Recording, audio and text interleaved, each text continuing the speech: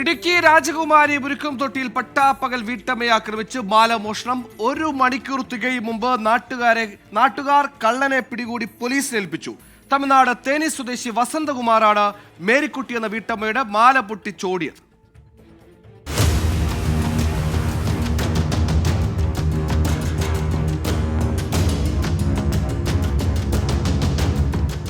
ഇന്ന് രാവിലെ 10 മണിയോടെയാണ് സംഭവം. മുരുക്കുംതൊട്ടി സ്വദേശിയായ വീട്ടമ്മ മേരിക്കുട്ടിയുടെ മാലയാണ് പ്രതി വസന്തകുമാർ പൊട്ടിച്ചത്. മേരിക്കുട്ടി വീട്ടിലൊറ്റയ്ക്കാണെന്ന് മനസ്സിലാക്കിയ പ്രതി വീടിന് പിന്നാമ്പുറത്തെത്തി ഒളിച്ചിരുന്നു. വീട്ടമ്മ പുറത്തിറങ്ങിയ സമയം കായികമായി ആക്രമിച്ച ശേഷം മാല പൊട്ടിച്ച വസന്തകുമാർ കടന്നുകളഞ്ഞു. തുടർന്ന് മേരിക്കുട്ടിയുടെ നിലവിളി കേട്ട് ഓടിയെത്തിയ നാട്ടുകാർ കള്ളനെ പിടികൂടാനുള്ള ശ്രമം നടത്തി. മുരുക്കുംതൊട്ടിയിൽ നിന്ന് ഓട്ടോയിൽ കയറി പൂപ്പാറയിലേക്ക് കടന്ന പ്രതിയെ നാട്ടുകാർ തന്നെയാണ് പിടികൂടി പോലീസിലേൽപ്പിച്ചത്.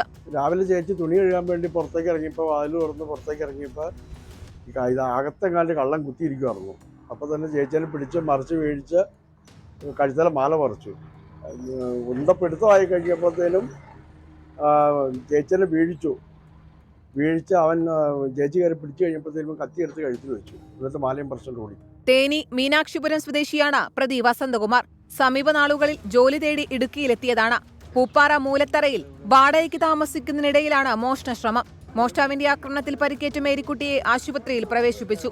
നാട്ടുകാർ ശാന്തൻപാറ പോലീസിൽ ഏൽപ്പിച്ച പ്രതിയെ പിന്നീട് രാജാക്കാട് പോലീസിന് കൈമാറി. 24 ഇടുക്കി.